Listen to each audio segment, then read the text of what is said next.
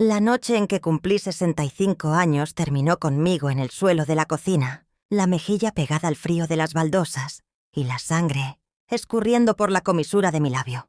Todavía puedo escuchar el chasquido seco de la bofetada, sentir el gusto metálico en la boca, el mareo que me dejó la vista nublada por unos segundos. Él gritaba. Yo no. Él escupía insultos. Yo guardaba silencio. El reloj de la pared marcaba las 11:47 cuando me empujó contra la mesa. Mi propio pastel de cumpleaños cayó al piso. El plato se hizo añicos. Las velas se partieron. La crema se desparramó. Migas, cera rota, lágrimas, todo mezclado. Mírame cuando te hablo, rugió, agarrándome del cabello y tirando de mi cabeza hacia arriba.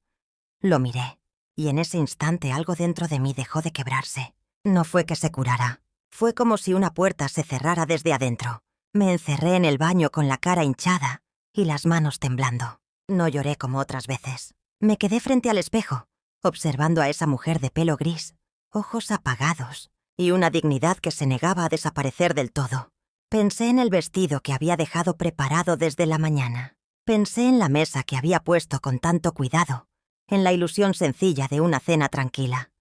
Él había llegado borracho, cargado de ese enojo viejo que ya conocía de memoria, con ese desprecio que se le marcaba en la boca. ¿Te crees una reina porque cumples años?, se burló antes de golpearme. Yo solo asentí cuando me ordenó limpiar el desastre. No discutí. Fregué la sangre, levanté las migas, recogí los restos del pastel. Mientras limpiaba el piso, sentí que también estaba barriendo los restos de la última ilusión que me quedaba. Esa noche dormí en el sofá, como tantas otras veces, con la cabeza recostada en el brazo del mueble, mirando el techo en silencio. Recordé los primeros años de nuestro matrimonio, cuando aún me llamaba mi vida, y no vieja inútil. Recordé la primera vez que me empujó contra la pared, y luego se derrumbó llorando, pidiéndome perdón de rodillas. Recordé todas las veces que lo perdoné, y por primera vez no sentí miedo. Sentí otra cosa, una calma dura, peligrosa. Supe con una certeza helada que nunca más volvería a temblar delante de él. No, pero antes de seguir, quiero hacerte una invitación muy especial. Si esta historia está tocando algo en tu interior, suscríbete al canal y deja tu me gusta. Para mí es una forma de sentir tu compañía, de saber que no escuchas estas palabras por curiosidad, sino con el corazón. Y cuéntame aquí abajo desde qué ciudad me estás viendo ahora. Continuemos. Ah, no. A la mañana siguiente me levanté antes que él. Cada parte de mi cuerpo dolía, pero me moví despacio, en silencio, como si nada hubiera ocurrido.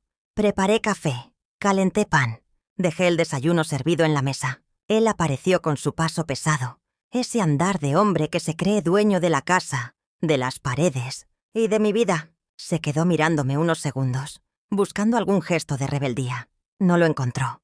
Yo mantenía la mirada baja, las manos ocupadas, la boca cerrada. Sonrió satisfecho. «Sabía que te ibas a comportar», dijo con esa media sonrisa torcida que durante años me heló la sangre. No contesté. Esa mañana salí a hacer las compras. Fui eligiendo cada cosa con un cuidado casi ceremonial. La carne exacta que le gustaba, las especias que siempre pedía, el vino caro que reservaba para cuando quería sentirse importante. Nadie en el mercado sospechó nada. Solo veían a una mujer mayor, de paso lento, con bolsas en la mano. Nadie imaginó que aquella anciana estaba tomando decisiones que cambiarían su vida para siempre. Nadie vio el leve temblor de mis dedos al pagar, ni el torbellino que llevaba por dentro. Pasé el día en la cocina. El olor a ajo, a hierbas, a carne asándose fue ocupando cada rincón de la casa. Preparé 3 tiempos: entrada, plato principal y postre. La mesa quedó impecable, mantel bien planchado, copas limpias, cubiertos alineados con precisión. Él entró varias veces a la cocina, desconcertado por mi silencio, por esa obediencia repentina que no encajaba con la escena de la noche anterior. Yo solo asentía, seguía con lo mío. A las 8 de la noche se sentó a la mesa. Sirvió vino en su copa. Levantó la mía sin siquiera preguntarme si quería. «Por tu cumpleaños atrasado», dijo con ironía. Brindando. Lo miré con calma. «Por nuestra casa», respondí. Comió con apetito. con esa seguridad insolente de quien se siente intocable. Mientras masticaba, hablaba de su trabajo, de la gente inútil que lo rodeaba, de mí, como si yo no estuviera sentada frente a él.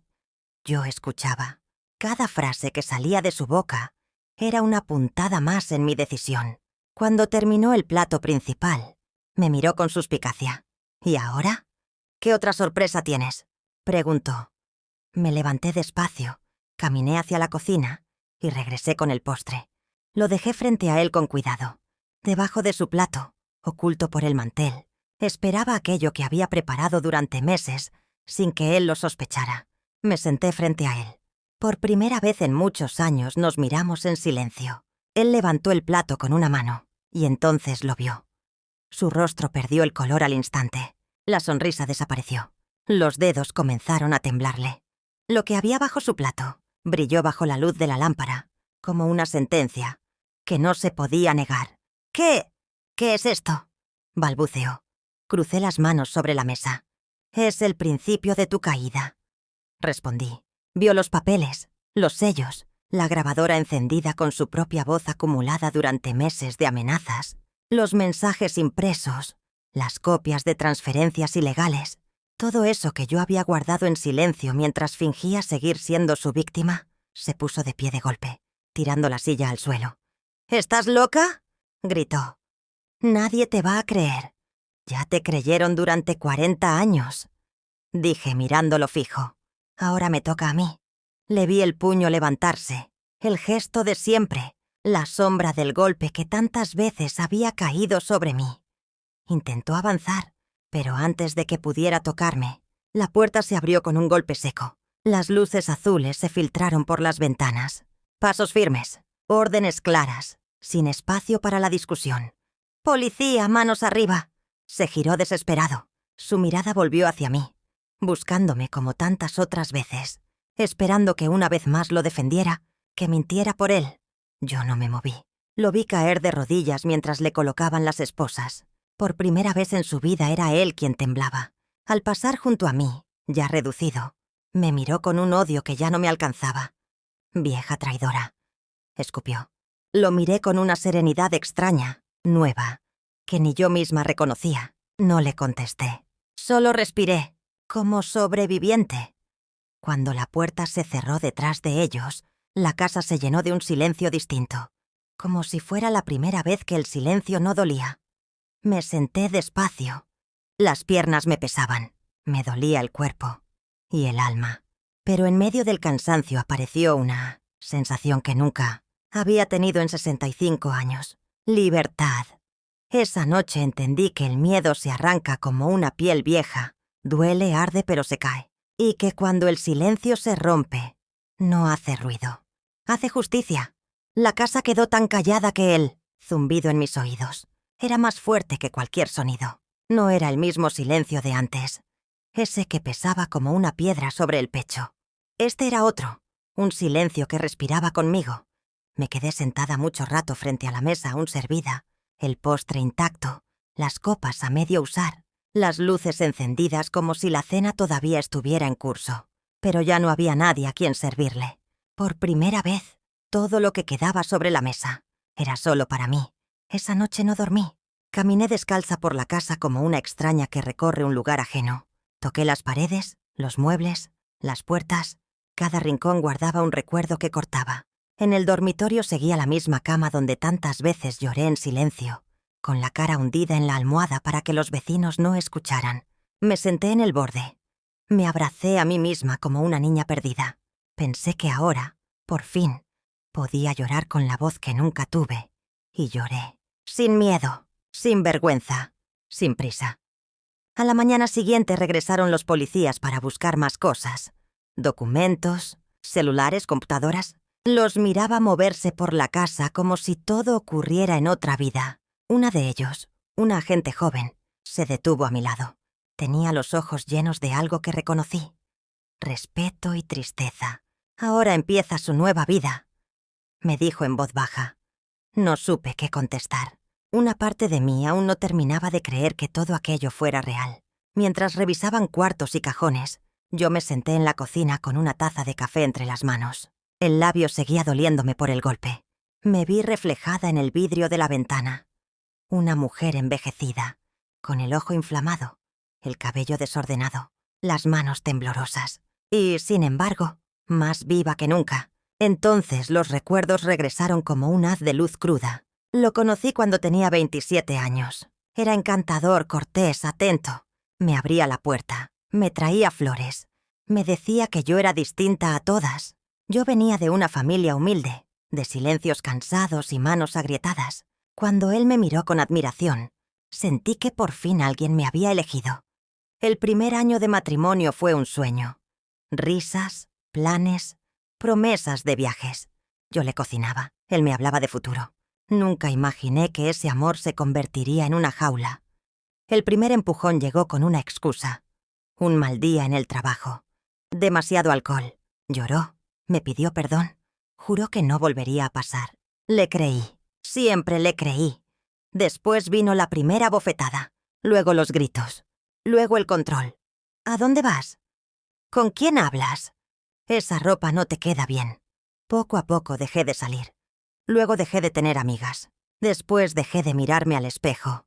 Él se encargó de convencerme de que no valía nada.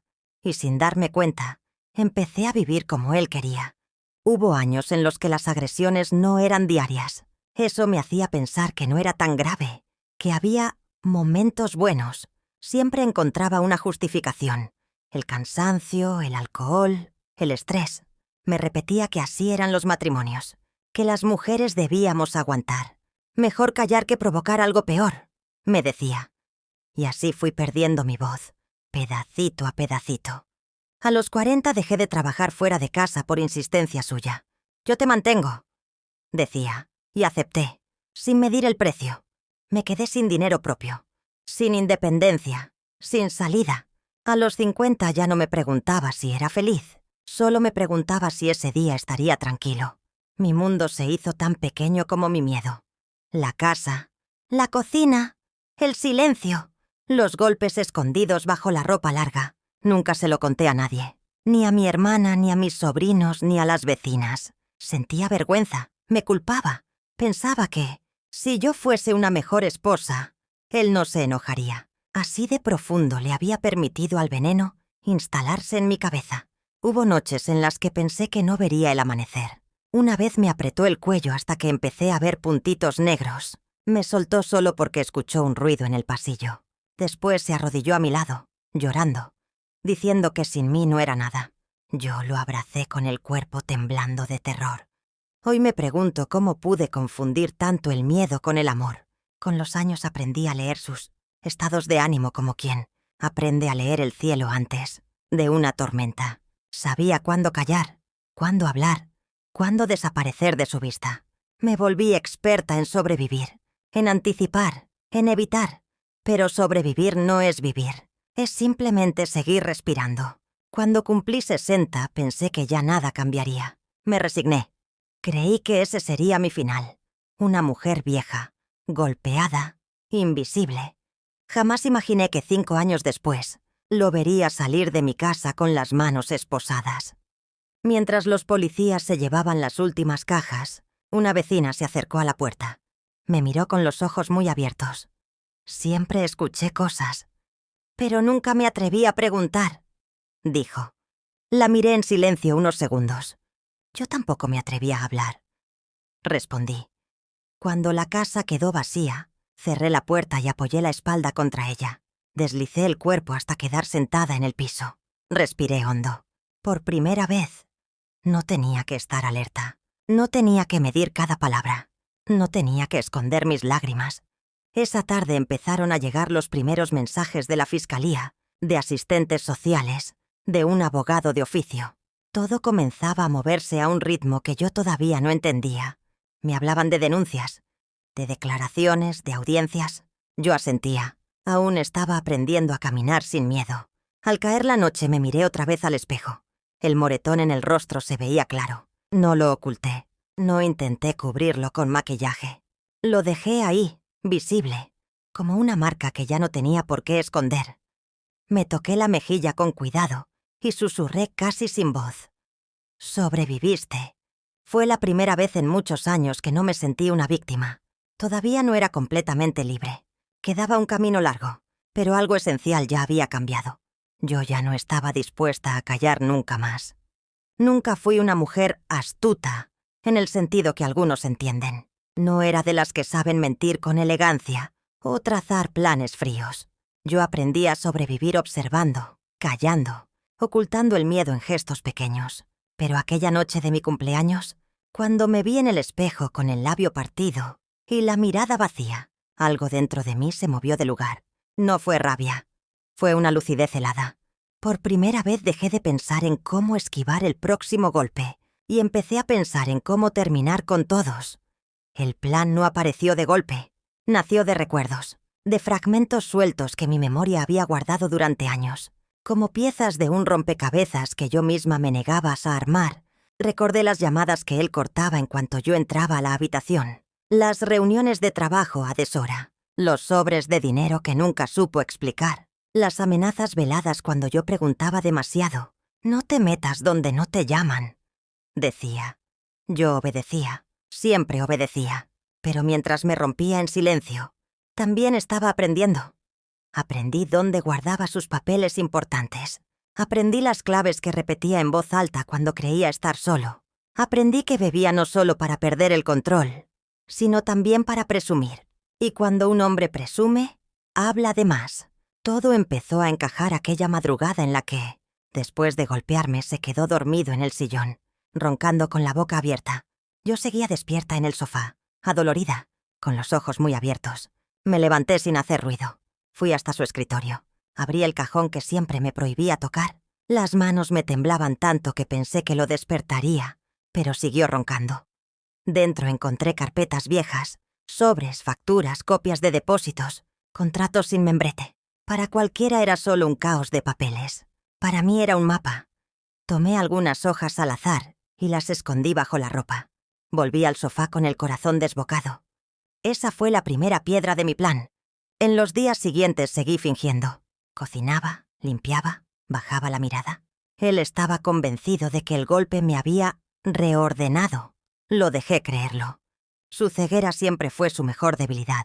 Mientras él se sentía invencible, yo iba recogiendo migas de su propia caída. Encontré una vieja grabadora que había quedado guardada de un sobrino. Empecé a usarla. Muchas noches la dejaba encendida cerca de donde él hablaba por teléfono, bebiendo. Escuché nombres, cantidades, amenazas. También me grabó a mí. «Si abres la boca, vieja, te dejo en la calle con una mano delante y otra detrás», decía. Yo dejaba que quedara todo registrado, como si estuviera guardando su voz para un juicio que todavía no tenía fecha. Guardé mensajes de su celular, capturas de pantalla, comprobantes de transferencias, fotos de mis moretones con fecha y hora. Durante años me avergoncé de mirarme al espejo después de cada golpe. Ahora cada marca se transformó en prueba. Cada herida, en una palabra que él no podría borrar. Sabía que sola no iba a poder. Necesitaba a alguien fuera de su círculo. Elegí a la persona de la que menos sospecharía. Teresa, la vecina de enfrente. Una viuda que siempre me ofrecía café cuando me veía con los ojos rojos. Durante años le mentí diciendo que tenía alergias. Un jueves por la tarde crucé la calle con un pañuelo cubriéndome parte de la cara. Ella me miró, y sin preguntar nada, cerró la puerta detrás de mí. «Necesito ayuda», le dije, con la voz hecha pedazos. Me sentó en la cocina, me dio agua, se quedó escuchándome durante horas sin interrumpir. Por primera vez en mi vida conté todo en voz alta. Cada golpe, cada amenaza, cada vez que tuve miedo de no despertar. Cuando terminé, Teresa estaba llorando. Yo ya no podía. «No estás sola», me dijo. Y él no es intocable. Fue ella quien me llevó a escondidas, con una abogada que trabajaba con mujeres, víctimas de violencia. Temblaba al entrar a esa oficina, como si cruzar esa puerta fuera peor que cualquier golpe. La abogada, una mujer de mirada firme y voz serena, escuchó todo. Revisó las primeras pruebas y dijo algo que nunca olvidaré. «Esto no es solo violencia doméstica. Aquí hay delitos graves. Esto se puede caer entero». Pero también me advirtió del peligro. Él tenía contactos, amistades importantes. No podíamos fallar. Si lo enfrentamos sin pruebas suficientes, el riesgo para usted es enorme, me explicó. Tiene que seguir aparentando un tiempo más. Ese tiempo más fue el tramo más largo de mi vida. Cada mañana que despertaba a su lado me parecía una traición a mí misma, pero también sabía que cada día sumaba una prueba más contra él. Seguí grabando, seguí guardando, seguí fingiendo. Él, confiado, comenzó a humillarme todavía más. Se sentía intocable. A veces me obligaba a repetir en voz alta que no valía nada. Otras me hacía pedirle perdón por cosas que ni siquiera entendía. Yo tragaba saliva y obedecía. Por fuera seguía pareciendo rota. Por dentro me estaba afilando. El plan quedó completo cuando la abogada me confirmó que ya había suficiente material para que, si él volvía a ponerme una mano encima, pudieran detenerlo de inmediato. Solo faltaba el momento exacto. No podía ser cualquier día. Tenía que ser una noche en la que él se sintiera completamente seguro, con la guardia baja, ciego por su propio orgullo. Ese día fue la cena. Cuando decidí preparar aquel banquete, no lo cociné desde la cocina, lo cociné desde el alma. Cada plato era una despedida de la mujer sumisa que fui. Cada ingrediente, una afirmación silenciosa. Yo ya no era suya. Mientras él sonreía confiado, yo ya había entregado copias de todo a la abogada y a la policía. Sabía con precisión a qué hora entrarían por la puerta. Por eso, cuando levantó el plato y se encontró con su propia condena, no sentí miedo. Sentí una calma inmensa. La calma de quien ya caminó hasta el borde y decidió no retroceder. Aquella noche no solo cayó mi marido, cayó el imperio que había construido con golpes, amenazas y silencios. Y yo, que durante años apenas existí como una sombra, me permití por fin estar de pie a plena luz. Pero la libertad no termina donde empiezan las esposas. A veces la parte más difícil viene después. El día de la cena amaneció con un cielo limpio, de esos que parecen prometer calma. Me levanté antes que el sol, con el cuerpo magullado pero la mente clara como nunca. Me miré en el espejo del baño y vi el tono amarillento del moretón, asomando bajo el maquillaje. No intenté borrarlo por completo, solo lo suficiente para que pareciera un golpe más de tantos. Él seguía dormido, roncando profundamente, como después de cada noche de alcohol. Fui a la cocina y encendí la luz. El silencio ya no me oprimía como antes. Esta vez me acompañaba. Preparé café para mí, fuerte, amargo. Lo bebí despacio, como si cada sorbo fuera una despedida de la mujer que había sido hasta ese día. Sabía que esa noche marcaría un antes y un después, pasara lo que pasara. A las 9 salí a hacer las compras. Caminé por el mercado con una lista en la mano y el corazón agitado. Conocía de memoria sus gustos. La carne precisa para asar, el vino que reservaba solo para ocasiones especiales, las especias que le hacían creer que era el rey de su pequeño reino doméstico. Los vendedores me saludaban con la cordialidad de siempre. Nadie veía que esa mujer que elegía tomates y miraba ofertas estaba a punto de detonar su propio infierno. Para apagarlo de una vez, escogí cada cosa con un cuidado casi ritual. No por él, por mí. Durante años había cocinado para calmar su ira, para ganarme su buen humor, para evitar golpes. Esa vez cocinaba para sellar mi libertad. Volví a casa con las bolsas pesadas. Él ya estaba despierto, sentado frente al televisor con una cerveza en la mano. Me miró de arriba abajo, como quien inspecciona un objeto. «¿A dónde fuiste tan temprano?», preguntó. «A comprar lo necesario para la cena», respondí. Sonrió con suficiencia. «Más te vale que te luzcas hoy», asentí sin discutir. No sabía que esa sería la última orden que me daría. Pasé la mañana en la cocina. Lavé, corté, sazoné. El sonido del cuchillo contra la tabla se mezclaba con el ritmo acelerado de mi corazón. Preparé primero la entrada, ligera, bien presentada. Luego el plato principal, abundante, con ese aroma que siempre inflaba su ego. Y por último el postre, dulce, cuidadosamente decorado, como una burla silenciosa a todo lo que había soportado. Mientras la carne reposaba en el horno, saqué de mi escondite el sobre grueso que llevaba semanas preparando. Dentro iban las copias de los audios, las fotos de mis heridas, los mensajes amenazantes, los movimientos de dinero, los informes que la abogada había reunido. Junto con todo eso, una grabadora encendida, lista para registrar cada palabra que él pronunciara esa noche. Fui al comedor. Extendí el mantel blanco que él tanto admiraba cuando venían visitas. Coloqué las 2 copas, los cubiertos perfectamente alineados, y bajo el lugar donde él se sentaría, dejé cuidadosamente oculto aquello que cambiaría su destino. Respiré hondo. Las manos me temblaban. Tuve que apoyarme en la silla para no caer. A las 7 de la tarde se duchó, se perfumó, se puso una camisa limpia. Quería verse importante, incluso frente a la mujer a la que despreciaba. Al pasar junto a mí, me dio una palmada en la espalda que ardió como otra bofetada. «Así me gusta», murmuró, calladita y útil. No respondí. Cuando lo llamé a la mesa, apareció con una sonrisa sobria. Miró la comida con una aprobación silenciosa. «Veo que aprendiste la lección», dijo. Bajé la cabeza como tantas veces antes, pero esta vez mi silencio no era miedo, era decisión.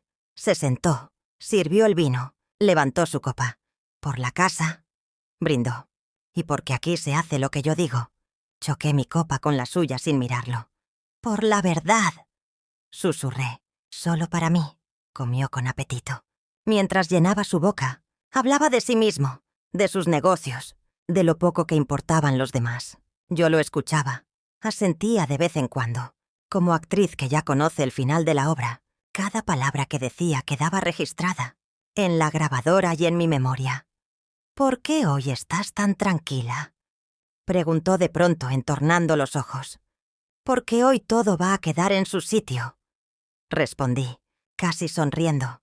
«Siempre tan dramática», bufó. Terminó el plato principal. Se limpió la boca con la servilleta y me miró fijo. «A ver ese postre. Sorpréndeme». Me levanté. Fui a la cocina con pasos lentos. Sentía el pulso en las sienes. Traje el postre en un plato blanco impecable.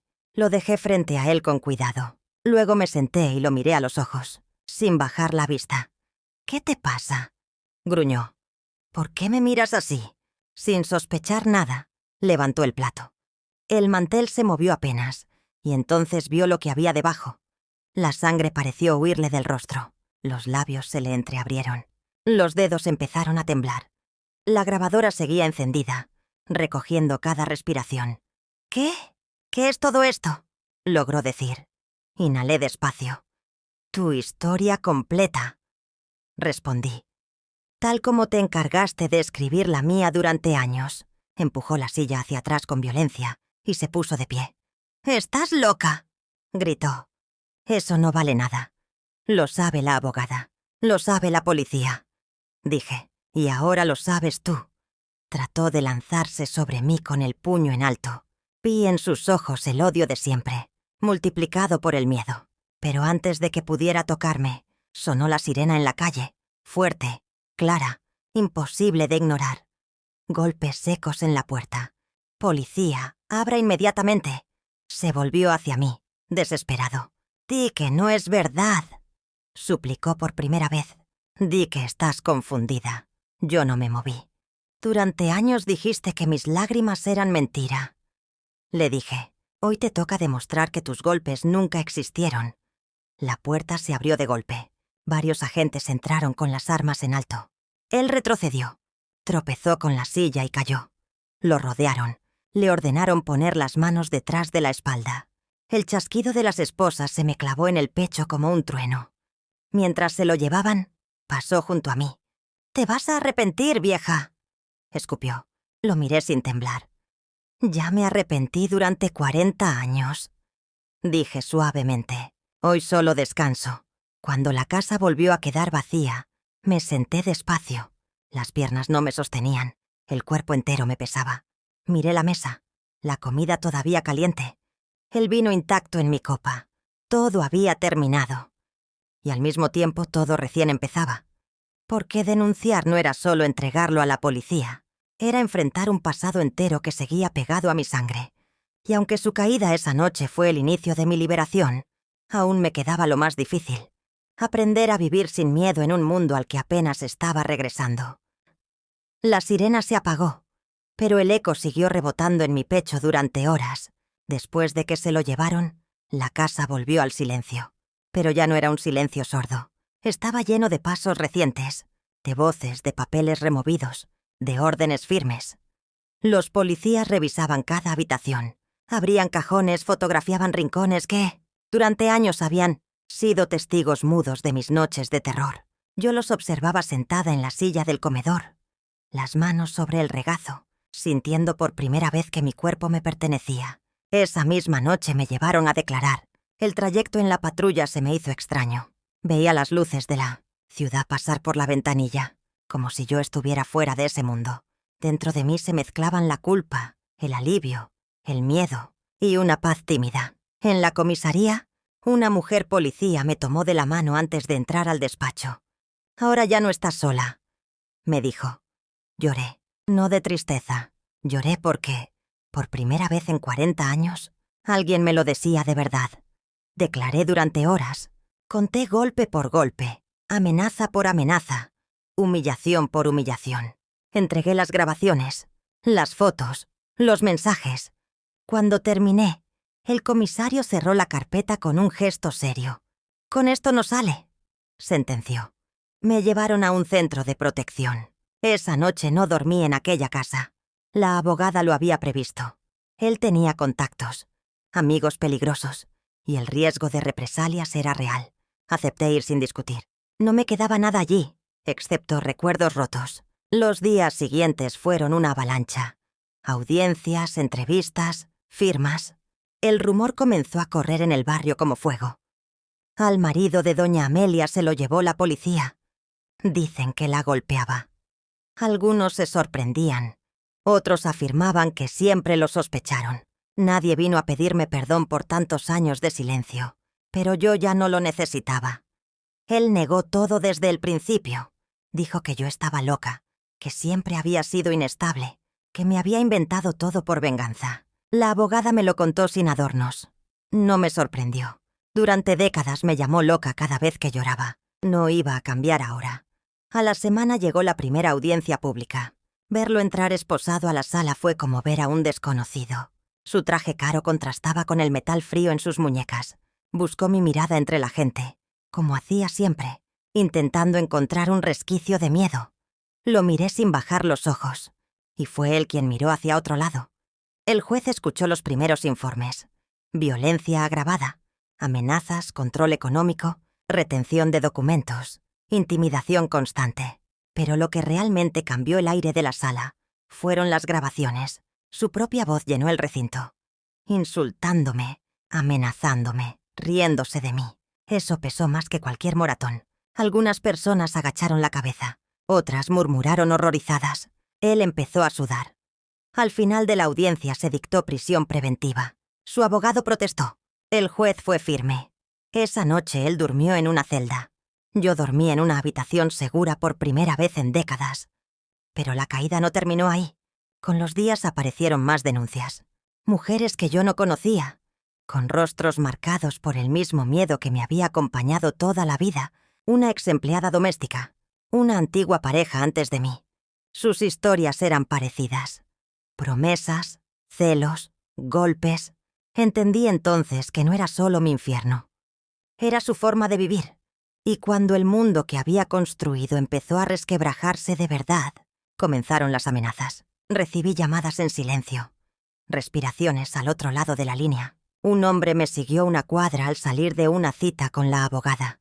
La advertencia era clara. Su caída no arrastraba solo a él. La abogada me pidió calma. Me dijo que no respondiera a nada, que la ley estaba de mi lado. Yo asentía, pero por dentro el miedo de siempre intentaba regresar. Aún así no retrocedí. En medio de ese torbellino ocurrió algo que nunca olvidaré. En una de las audiencias él pidió hablar directamente conmigo. El juez lo permitió bajo estricta vigilancia. Se levantó aparentando fragilidad. «Amelia», dijo con la voz quebrada, «todo esto se te fue de las manos. Podemos arreglarlo. Yo puedo cambiar. Siempre quise cuidarte. Tú lo sabes». Por un instante sentí que el corazón me traicionaba. Ese tono suave ya lo conocía. Era el mismo que usaba después de golpearme. Pero esta vez la mujer que lo escuchaba tenía 65 años y había atravesado su propio infierno. Me puse de pie. «Usted nunca me cuidó». respondí con calma.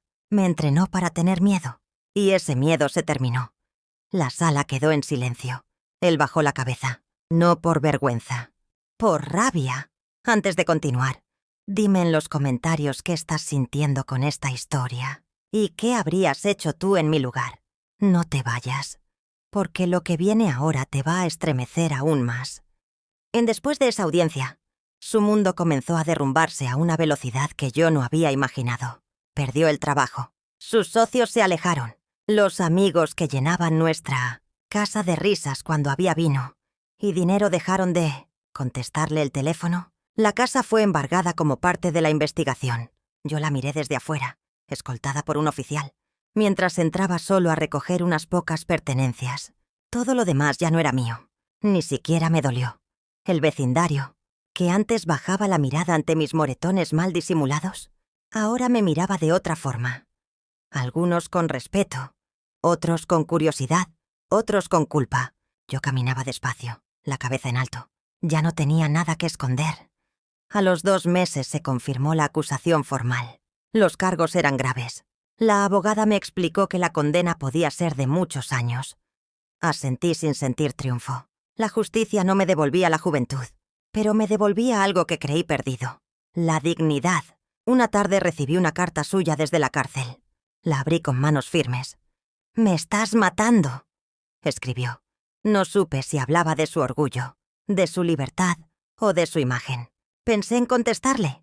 Pensé en quemar la carta. Al final la doblé y la guardé en un cajón. No por compasión, por memoria, para no olvidar nunca de qué estaba huyendo. Esa noche, en la habitación protegida donde vivía, entendí que la caída de su mundo también era mi duelo. No solo tenía que despedirme del hombre que me maltrató, sino también de la mujer que fui junto a él. Sumisa, asustada, muda. Sabía que dejarla atrás iba a doler casi tanto como los golpes, pero estaba lista, porque ahora la que hablaba era yo, y por primera vez, mi voz también contaba. Cuando pensé que ya había visto todo el infierno de mi matrimonio, la verdad se abrió como una herida nueva. Creí que sus golpes, sus insultos y su control eran el fondo. Me equivocaba. Lo siguiente fue descubrir que el hombre con el que compartí más de 40 años no solo había sido mi agresor, también había sido un mentiroso meticuloso, un doble rostro que nunca quise ver completo. Los primeros indicios aparecieron en una de las audiencias complementarias. El fiscal pidió informes financieros nuevos, cuentas que yo desconocía, propiedades a nombre de terceros, transferencias a empresas fantasmas. Escuchaba todo como si hablaran de la vida de otra mujer, de otro matrimonio, pero cada documento llevaba su firma, y a veces la mía. Su esposo tenía un perfil económico oculto, me explicó la abogada. Ingresos paralelos, negocios que jamás declaró. Entendí entonces, porque siempre decía que el dinero no alcanzaba mientras yo remendaba la misma ropa una y otra vez y estiraba las comidas con caldo. Él tenía más de lo que mostró, y aún así me negaba hasta lo básico. Días después apareció la primera mujer. Llegó a fiscalía con una carpeta en la mano, tímida. Tendría más o menos mi edad. Cuando me vio en la sala de espera, bajó la mirada como si se viera en un espejo que dolía. Yo sentí una mezcla de rabia y compasión. «Estuve con él antes que usted», me dijo en voz baja. Me hacía lo mismo. Su historia era casi un reflejo de la mía. Promesas, celos, control, golpes. Ella logró huir. Yo no. Me contó que cuando lo denunció, él la persiguió durante años, que tuvo que cambiar de ciudad, de trabajo, de nombre. Su testimonio se incorporó de inmediato. Luego vinieron otras, y luego otra más. Como si al caer una piedra se hubiese abierto una cueva llena de voces silenciadas. Mujeres de distintas edades y épocas, todas con heridas parecidas, con el mismo miedo en los ojos. Las escuchaba y por primera vez entendí que mi historia no fue un accidente. Había sido elegida con el mismo patrón con el que él elegía a todas. Mujeres tranquilas, con carencias afectivas, acostumbradas a la escasez. Él no solo me había golpeado a mí, había construido su poder golpeando a muchas. El golpe más duro llegó una mañana, cuando la policía me llamó para ampliar mi declaración.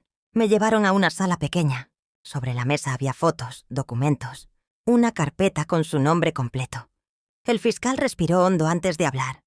Además de los delitos de violencia, estamos investigando un caso de fraude y apropiación indebida de hace más de 20 años, dijo. Su esposo utilizó su nombre en varias operaciones. Sentí que el aire se me escapaba. ¿Mi nombre?, pregunté.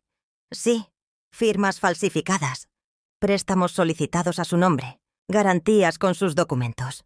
Comprendí de golpe por qué tantas veces sentí que algo estaba a punto de aplastarnos, sin entender qué era. ¿Por qué nunca quiso que revisara papeles? ¿Por qué repetía que los asuntos de dinero no eran cosa de mujeres? No solo fui su víctima emocional, también fui su coartada legal. Ese día volví a la habitación protegida con una náusea que no se iba. Me senté en la cama y miré mis manos durante mucho rato. Esas manos que él inmovilizó tantas veces habían sido usadas, sin mi consentimiento, para firmar contratos invisibles, para respaldar deudas que nunca pedí. Esa noche no pude dormir. Cada recuerdo de nuestra vida se reacomodó bajo una luz cruel. Su obsesión por controlar mis movimientos, su furia cuando yo hablaba de buscar trabajo, su insistencia en guardar todos mis documentos para cuidarlos. Nunca fue para cuidarme a mí.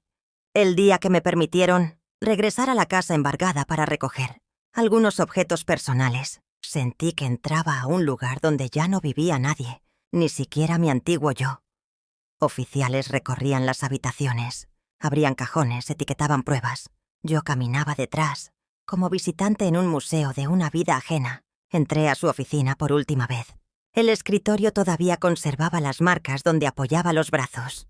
En un cajón, detrás de un falso fondo, encontraron más documentos. Algunos de hace 30 años, otros recientes. Negocios, sociedades, transferencias ilegales. Su esposo vivió 2 vidas completas aquí dentro, dijo un oficial, señalando la habitación. Una la conocían todos, la otra, solo él. Ese mismo día supe que, durante años había enviado dinero a una mujer joven en otra ciudad. No era su pareja oficial, pero dependía económicamente de él. Recordé las veces que me faltó dinero para medicinas, y él decía que no había. Un temblor me recorrió de pies a cabeza. No solo me había golpeado, me había utilizado como muro y como pantalla. Necesité varios días para volver a presentarme en las audiencias. Cuando por fin lo vi de nuevo, ya no era el hombre que me infundía terror. Estaba demacrado, los hombros caídos, la mirada apagada, pero aún conservaba esa chispa oscura de quien se cree con derecho a todo. En un momento, mientras intercambiaban pruebas, pidió hablar conmigo. ¿Nunca pensaste que yo era así?, me dijo en voz baja, custodiado de cerca. Nunca quise verlo, respondí. No es lo mismo, escupió. Tú me provocaste. Todo esto es porque hablaste. Lo miré con calma. Todo esto es porque viviste mintiendo. Apretó la mandíbula. Sin mí no eres nadie, dijo. Yo te hice. Sentí lástima. No por mí, por él. Yo sobreviví a ti, respondí. Eso es lo único que importa. En esa misma audiencia se sumaron los nuevos cargos por fraude. La sala murmuró. Él bajó la cabeza. Por primera vez no tenía una excusa preparada. Al salir, varias de las mujeres que lo habían denunciado se acercaron. No hablamos, solo nos tomamos de las manos un instante. Ese gesto sencillo fue como devolvernos unas a otras los años de dignidad que él nos había robado. Esa noche entendí algo con una claridad brutal. El hombre que me golpeaba no era una excepción monstruosa. Era parte de un sistema de abuso perfecto. Sabía mentir, seducir, manipular, explotar, borrar huellas. Yo había sido una pieza más, pero ahora ya no era su prisionera, era su testigo. Y el testimonio de una mujer que ya no tiene miedo pesa más que todos. Los golpes juntos. El día del juicio amaneció con un cielo opaco, como si hasta el sol dudara en salir a observar lo que iba a ocurrir. Me vestí despacio, con una blusa clara que apenas ocultaba las marcas antiguas, esas que ya no duelen en la piel, pero siguen ardiendo en la memoria. La abogada me acompañó hasta la puerta del tribunal. Antes de entrar me apretó la mano. Hoy termina de verdad, dijo. Asentí sin hablar.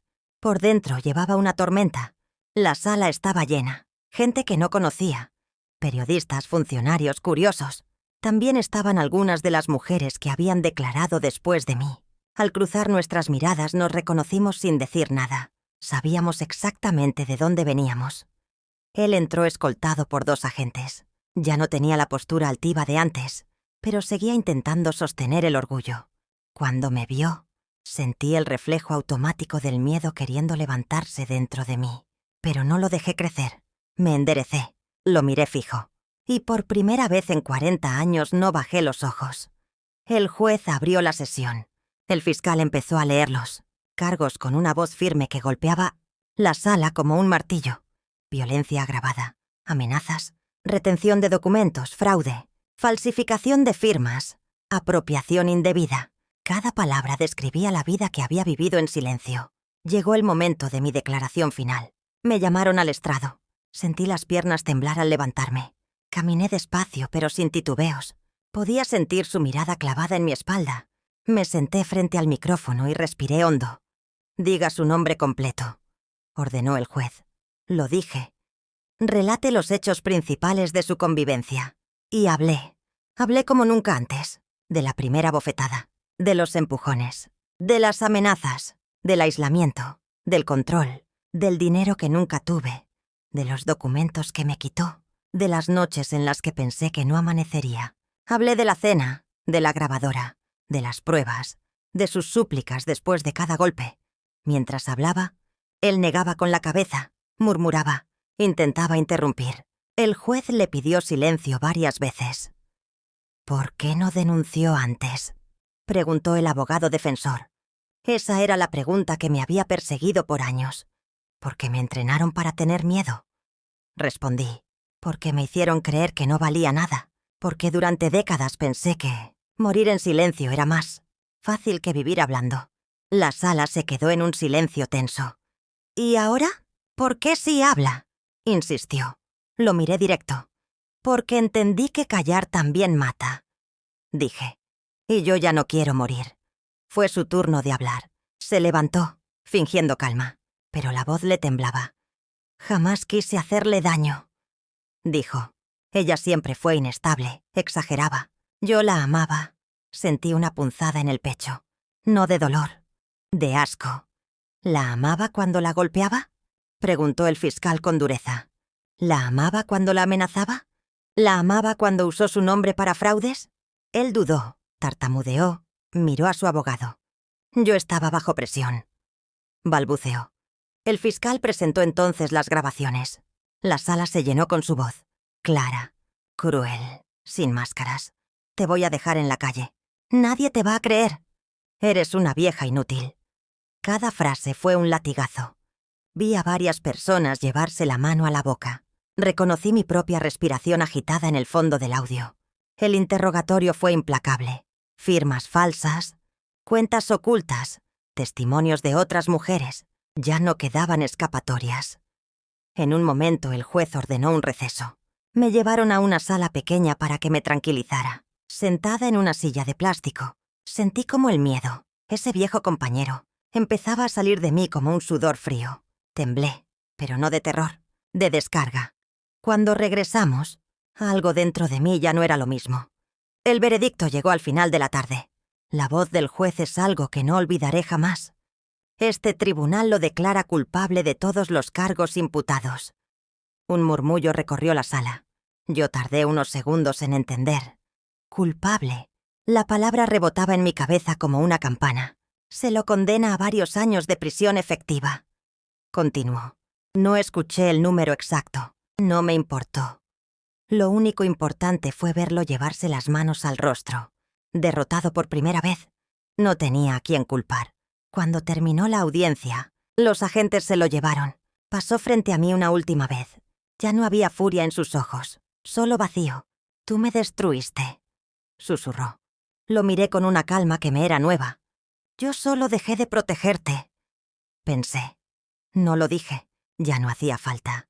Afuera, el aire estaba fresco. La tarde me golpeó el rostro como una bendición. Varias mujeres se me acercaron y me abrazaron. No importaba quién era quién. Lloramos juntas. Por los años de silencio. Por los golpes que ya no dolerían. Por miedos que, al fin, empezaban a morir. Esa noche regresé a la habitación protegida donde vivía. Me senté en la cama y miré mis manos. Las mismas que temblaron durante tantos años, ahora estaban firmes. Recordé la primera vez que me pegó. Recordé la última. Y comprendí que entre una y otra había pasado toda mi vida. Me desvestí despacio. Me metí a la ducha sin prisa. Dejé que el agua corriera por mi cuerpo como si pudiera llevarse cada recuerdo oscuro. Me miré desnuda en el espejo. Vi cicatrices, marcas, la flacidez del tiempo. Pero también vi algo que nunca antes había visto. Dignidad. Esa noche no lloré. Por primera vez en décadas dormí sin sobresaltos. Al amanecer no me despertó el sonido del miedo, sino algo desconocido. Tranquilidad. Abrí los ojos y supe, sin tener que decirlo, que ya no era la misma mujer que entró temblando a ese tribunal. Me había quitado el miedo de la piel. No de golpe, no sin precio, pero para siempre. Y a mis 65 años, eso valía más que una vida entera de obediencia.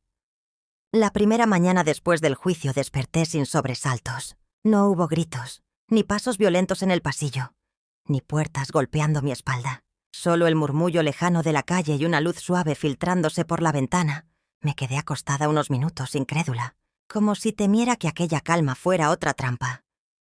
Respiré hondo. Nadie me vigilaba. Nadie esperaba que hiciera nada. Era libre. La palabra todavía me resultaba rara. Me levanté con el cuerpo cansado, pero el alma despierta. En la cocina pequeña del lugar donde vivía ahora, preparé café solo para mí. El primer sorbo tuvo un sabor distinto. No era mejor ni peor. Era mío. Me senté a la mesa sin apretar las manos sobre el regazo. Por primera vez no tenía miedo de derramar, de equivocarme, de hacer ruido con el plato. Gestos mínimos, gigantes para mí.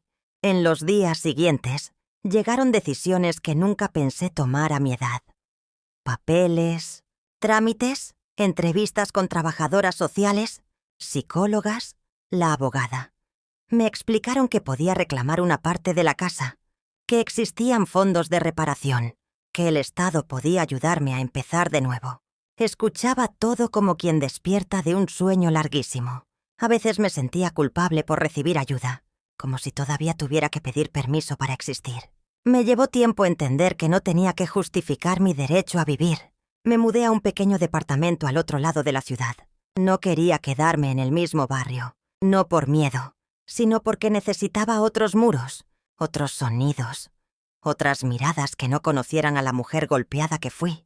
Elegí un lugar sencillo, con un balcón estrecho desde donde podía ver pasar los colectivos. Cada mañana me quedaba allí unos minutos, viendo a la gente ir y venir, como si recuperara un mundo que había estado prohibido durante años. Las noches fueron lo más difícil al principio. Me acostaba en un silencio absoluto, esperando el ruido que ya no llegaba. El cuerpo no olvida de inmediato. A veces un golpe de viento contra la ventana me hacía saltar. O despertaba pensando que él entraba en la habitación. Abría los ojos con el corazón desbocado y tardaba en recordarme que ya no estaba. Lloraba en la oscuridad, no de miedo, sino de puro agotamiento. El terror se había ido. La memoria no. Comencé terapia por primera vez. Al principio no sabía qué decir. Me sentaba con las manos juntas, mirando al suelo, esperando instrucciones. La psicóloga me hablaba despacio, con paciencia. Un día me preguntó qué deseaba para mí ahora que era libre. Me quedé muda. Jamás me había permitido desear nada. Ese día entendí que la libertad también pesa, porque te obliga a elegir. Poco a poco empecé a recuperar cosas que había dejado atrás. Caminé sola por el barrio sin dar explicaciones. Volví a usar vestidos de colores. Compré una radio y la encendía por las mañanas porque sí, porque me gustaba la música. Empecé a ir a una biblioteca pública 2 veces por semana. Me sentaba a leer despacio, sin que nadie me apurara, sin burlas. Descubrí que todavía tenía curiosidad. Un mes después del juicio, llegó una carta del penal. No era de él, sino del director, informándome formalmente de la condena definitiva. Varios años. Cerré los ojos al leerlo. No sentí alegría ni tristeza. Sentí el final de un ruido constante. Guardé la carta en un cajón y seguí con mi día. Ya no necesitaba que su nombre ocupara espacio en mi vida. Con el tiempo volví a ver a algunas de las mujeres que habían declarado conmigo. Nos reuníamos en un centro comunitario una vez al mes. Hablábamos poco del pasado. Hablábamos del presente. Una empezó a estudiar, otra volvió a trabajar, otra se mudó sola por primera vez. Al escucharlas, me veía reflejada. No éramos heroínas. Éramos sobrevivientes aprendiendo a existir de nuevo. Mis sobrinos comenzaron a visitarme. Durante años creyeron la versión de él, que yo era conflictiva, exagerada, mentirosa. Cuando la verdad salió a la luz, llegaron con vergüenza en los ojos. No pedí explicaciones, no quise reproches. Los abracé. El rencor es un peso que ya no quiero cargar. Un día, ordenando mis cosas, encontré el viejo vestido que había usado la noche de mi cumpleaños. Tenía todavía una pequeña mancha que nunca salió. Lo sostuve entre las manos un largo rato. Ese vestido fue testigo del golpe, del silencio y también del principio del fin. No lo tiré. Tampoco lo volví a usar. Lo guardé como quien guarda una cicatriz, no para revivir el dolor, sino para recordar lo lejos que ha llegado. A veces me preguntan si lo perdoné. Nunca sé muy bien qué contestar. No vivo pensando en él. No lo odio. No lo extraño. Simplemente ya no tiene lugar en mi vida. Quizá ese sea el único perdón que puedo darme. Dejar de girar alrededor de su nombre. Aprendí que no todas las heridas necesitan grandes palabras para cerrarse. Algunas solo necesitan dejar de sangrar. A mis 65 años, empecé una vida que nunca me permití imaginar. No es perfecta. Tengo dolores, miedos viejos que a veces vuelven, noches de soledad que arden. Pero también tengo mañanas tranquilas, risas pequeñas, una paz que nadie puede arrancarme. Un viernes por la tarde, mientras regaba las plantas del balcón, levanté la vista. El cielo estaba de un naranja intenso, hermoso. Pensé en la mujer que fui durante 40 años, esa que se despertaba cada día preguntándose cómo sobrevivir sin provocar golpes. Sentí ternura por ella. Ya no la juzgo. Hizo lo que pudo con lo que tenía. Hoy hago otra cosa. Hoy vivo. Y vivir después del infierno es la venganza más grande que existe. Y si esta historia tocó tu corazón, te invito a suscribirte al canal y dejar tu me gusta. Tu apoyo me recuerda que no hablo sola, que del otro lado hay alguien escuchando con el alma. Cuéntame en los comentarios qué habrías hecho tú en mi lugar y desde qué ciudad me estás escuchando. Me encanta leerlos. De verdad, gracias por quedarte conmigo hasta el final.